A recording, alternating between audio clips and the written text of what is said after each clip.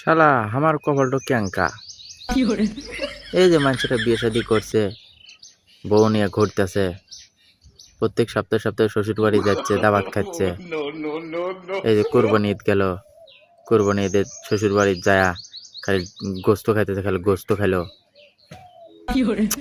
আবার এই যে শ্বশুর বাড়ি থেকে ফ্রিজ লিচ্ছে, হুন্ডা লিচ্ছে, আবার এসি লিচ্ছে, হ্যাঁ কত কি লিচ্ছে।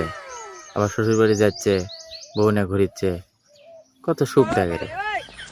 শালা আমার কপাল কার সাথে ঘুষলি যে কপাল ভালো হবি, কিছুই আমি বুঝিচ্ছি না।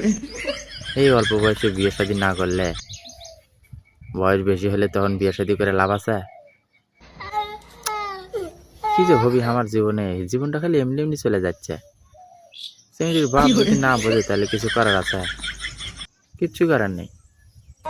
যাই হোক, ধন্যবাদ।